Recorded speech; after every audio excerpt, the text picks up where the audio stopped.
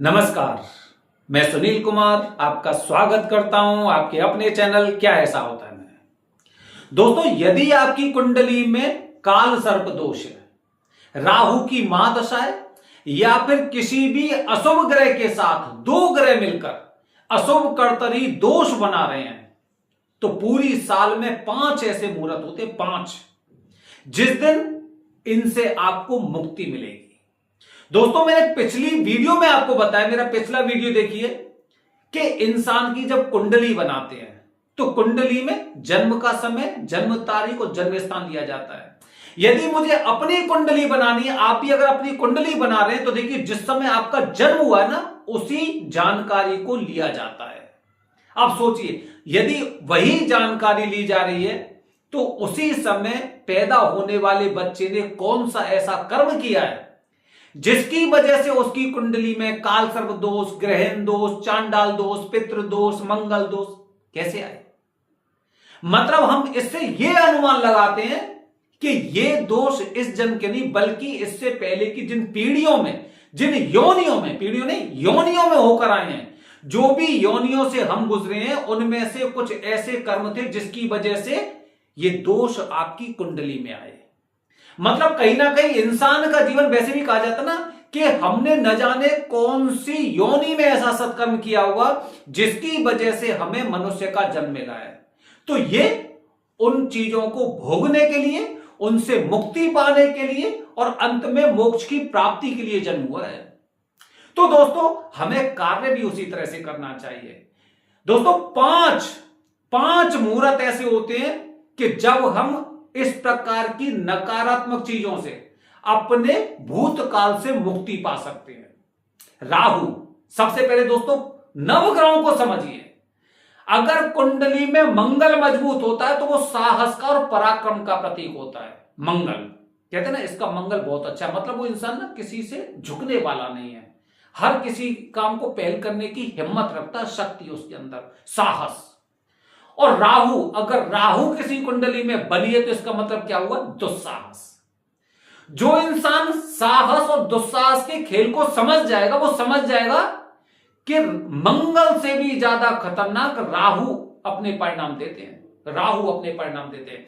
सबसे पहले साहस और दुस्साहस समझते हैं। दोस्तों, यदि हमें किसी अधिकारी से, किसी मंत्री से अगर हम सवाल पूछ रहे हैं तो यह हमारी हिम्मत है। आपने देखा हो, भीड़ में से सब लोग खड़े नहीं हो सकते, चुनिंदा लोग ही सवाल पूछते हैं क्योंकि हिम्मत है उनके अंदर, साहस है।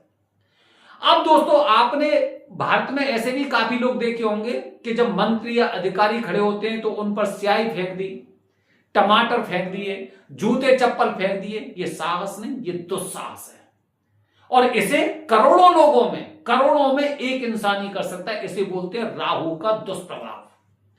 तो आपके जीवन को वो कहां से कहां तक ले जा सकता है, ये आप खुद अनुमान नहीं लगा सकते, क्योंकि दुस्साहस की कोई सीमा नहीं होती है, साहस की सीमा होती है। तो हमें इन दोषों से मुक्ति पानी है, जिसे बोलते हैं हम काल सर्प दोष, क्योंकि ये कहीं ना कहीं हमारे पूर्व जन्म की योनियों में से निकलकर ये दोष यहां पर आए हैं। तो साथ साथ हमें इन दोषों से मुक्ति चाहिए, अच्छे कार्य करने जिससे हम मोक्ष के लिए जा सके, क्योंकि मनुष्य का जीवन मोक्ष के लिए एक रास्ता देकर आता, रास्ता देने के लिए।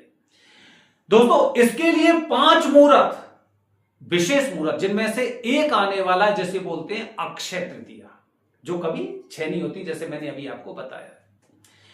इसके अलावा 5 मुहूर्त, मतलब 4 मुहूर्त और होते हैं, जिनमें से बसंत पंचमी निकल चुकी है, महाशिवरात्रि निकल चुकी है, अभी अक्षय तृतीया। इसके पश्चात नाग पंचमी, सावन का महीना, ऋषि पंचमी, कुछ ऐसे 5 मुहूर्त होते हैं। दोस्तों, 19 अप्रैल वो दिन है जिस दिन आप इन दोषों से मुक्ति पा सकते हैं। 19 अप्रैल, और स्थान त्र्यंबकेश्वर। जैसे कहते हैं ना, अगर हमारे जीवन में, अगर हमारा जीवन पिछली योनियों से जुड़ा हुआ है, पिछली योनियों के कर्म हमें इस योनि में भोगने पड़ रहे हैं, तो फिर छोटी मोटी चीजों से कार्य नहीं चलेगा। न जाने कितनी योनियों के ऐसे कर्म होंगे जिसकी वजह से आज हम परेशान हैं, आज हम बार बार इस तरह से समस्याग्रस्त हो जाते हैं कि हमें रास्ते दिखाई नहीं देते। यहां तक कि काफी लोग कहते हैं कि हमारा तो मरने का मन करता है। दुस्साहस, राहु, हमारे पूर्व जन्म। तो लोग जब ऐसी परिस्थिति में फंसे होते हैं तो कुछ विशेष मुहूर्त का इंतजार करते हैं, जिनमें से जैसे मैंने आपको बताया 5 मुहूर्त, बसंत पंचमी, महाशिवरात्रि, अक्षय तृतीया, नाग पंचमी, ऋषि पंचमी, ये 5 मुहूर्त। इसके अलावा सावन का महीना है। मतलब भगवान शिव जी का जो ज्योतिर्लिंग है त्र्यंबकेश्वर। सबसे पहले तो ये देखिए कि हमें ये पूजा, राहु से संबंधित कभी समस्या होती है, आपको 1.25 लाख महामृत्युंजय का जाप बताया जाता है। और कहां पर? ज्योतिर्लिंग में जाकर बताया जाता है कि ज्योतिर्लिंग में जाकर आपको ये पूजन करना चाहिए भगवान शिव जी के में। क्योंकि राहु अपनी शक्ति कहां पर आ रहे हैं? भगवान शिव जी के सामने, भगवान शिव जी के क्रोध के सामने आ रहे हैं, भगवान शिव जी के स्थान के आगे हारे हैं। तो इसीलिए ज्योतिर्लिंग में। अब ज्योतिर्लिंग की बात करते हैं तो क्योंकि हम पूर्व जन्म में कुछ ऐसे कर्म करके आए, कर्म, तो यहां पर भी कर्म को कर्म से ही दबाया जाएगा, कर्म को कर्म से ही दबाया जाएगा। और कर्म का भाव हमारा हो गया 10वां भाव, और 10वां ज्योतिर्लिंग त्र्यंबकेश्वर। इसीलिए लोग पूरे पुराने जो पूर्व जन्म के होते हैं, पूर्व जन्म के दोषों की मुक्ति के लिए त्र्यंबकेश्वर आते हैं। और यही वजह है कि कहा जाता है भटकते रहिए कहीं मुक्ति मिलेगी यही वजह। क्योंकि यहां पर जब इंसान का जन्म ले लेते तो हम अपने जन्म के पूर्व जन्म के कर्मों को यहां पर मुक्ति दिलाने के लिए त्र्यंबकेश्वर में जाते हैं। जब किसी खास मुहूर्त में जाते हैं तो उसका फल हमें अनंत गुना प्राप्त होता है, अक्षय। अब यहां से शुरू होती है अक्षय तृतीया की कहानी कि अगर हमने यहां पर एक आम का वृक्ष लगाया तो वो हमारे बाद भी फलदार वृक्ष बनेगा, जिसकी छाया में हमारे परिवार के लोग भी बैठेंगे और फल भी खाएंगे। मतलब अब दोष हमने, जो हमारे अंदर दोष है, क्योंकि ना दोष हमेशा आगे की पीढ़ी में गतिमान होता है, हमेशा आगे की पीढ़ी में। किसी इंसान को देखना जिसकी कुंडली में अगर काल सर्प दोष है तो उसके बच्चों में भी काल सर्प दोष के साथ एक दोष जरूर आया होगा, चांडाल दोष, ग्रहण दोष या फिर मंगल दोष, इस तरह से। अब हमने क्या किया? कर्म से कर्म को रोक दिया। हमने त्र्यंबकेश्वर में एक बहुत अच्छी विधि से, बहुत अच्छे शुभ मुहूर्त में, और ऐसे मुहूर्त में जो क्षय ना हो, जो कभी खत्म ना हो, जो कभी हमारा कार्य बिगड़े ना, मतलब जो हमें आगे और बढ़कर दे। हमने जब उस मुहूर्त में ये पूजन करवाया तो निश्चित रूप से कर्म ने कर्म को दबाया। किसी इंसान ने अगर किसी इंसान के साथ अगर कुछ गलत व्यवहार किया है और फिर एक असहाय की उसने मदद कर दी तो कर्म ही कर्म को मार सकता है। तो हम जो पूर्व जन्म के कर्म करके आए थे, इस जन्म में कर्म वाले स्थान में त्र्यंबकेश्वर में जाकर विशेष मुहूर्त में जब ये पूजन करवाते हैं तो फिर निश्चित रूप से उससे मुक्ति मिलती है। दोस्तों ध्यान रखिए, ये कुंडली के दोष है, ये इस जन्म के दोष नहीं है, बल्कि पिछली योनियों के दोष हैं। इसलिए नियम सहित पूजन। नियम क्या कहते हैं? नियम कहते हैं दोस्तों, सबसे पहले मुख्य स्थान, समस्त पृथ्वी पर मुख्य स्थान काल सर्प दोष के लिए त्र्यंबकेश्वर। दूसरा नियम, शुभ मुहूर्त, अक्षय तृतीया विशेष मुहूर्त है। तीसरी बात दोस्तों, पूर्ण पूजन। मैंने बहुत से लोगों को देखा है कि ग्रुप में पूजन करके पूर्व जन्म के कर्मों से मुक्ति पाना चाहते हैं।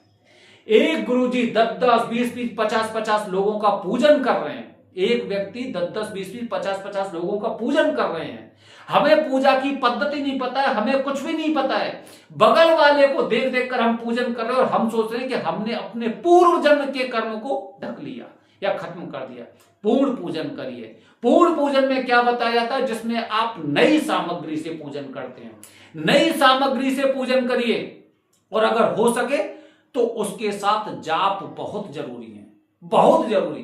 क्योंकि कहते हैं ना, जाप का मतलब होता है तिल तिल, जो तिल तिल करके हमारे पूर्व जन्म के कर्मों को सत्कर्म में बदलता है, जो तिल तिल करके पूर्व जन्म के कर्मों को खत्म करता है। तो इसीलिए कहते हैं ना, राम राम राम राम राम जपते ना। कैसे जपते हैं? कि हमारा मन जहां से जुड़ा हुआ था, जिस योनि से भी आए, जिन जिन योनियों में भ्रमण करके आए, वो जपने से वो सारी योनियां हमारी सही हो जाएं, तो जिससे आगे भी हमारा सही हो जाएगा। तो अगर हो सके तो इसमें आपको जाप जरूर करवाने चाहिए, महामृत्युंजय का या राहु केतु के जाप जरूर करवाने चाहिए। घर से निकलने से पहले अर्जी, क्योंकि कर्म को सुधारने के लिए जा रहे हैं, तो सबसे पहले भगवान से आपको अनुमति लेनी है, वहां पर जाकर पेशी करनी है। ध्यान रखिए, पूजा सिर्फ वरदानी पंडित जी से, जिन्हें सालों का नहीं पीढ़ियों का अनुभव है, सालों का नहीं पीढ़ियों का अनुभव। वरदानी वो नहीं है जो 100 150 लोगों का एक साथ पूजन कर रहे हैं। वरदानी वो है जो आपको यहां पर संतुष्ट करके भेज रहे हैं, अपने व्यवहार से, अपनी पूजा से, अपने मंत्रों के उच्चारण से और अपनी विश्वसनीयता से। तो ध्यान रखिए, अक्षय तृतीया आने वाली है दोस्तों, ये आपको छेनी करनी है, ये छेनी करनी है, अक्षय करनी है, जिससे कि जीवन में फलदार वृक्ष हो और आपकी आने वाली पीढ़ी उस वृक्ष की छाया में बैठे और फलों को खाए और खुश रहे। बने रहिए हमारे चैनल के साथ दोस्तों। हर हर महादेव। हरिओम।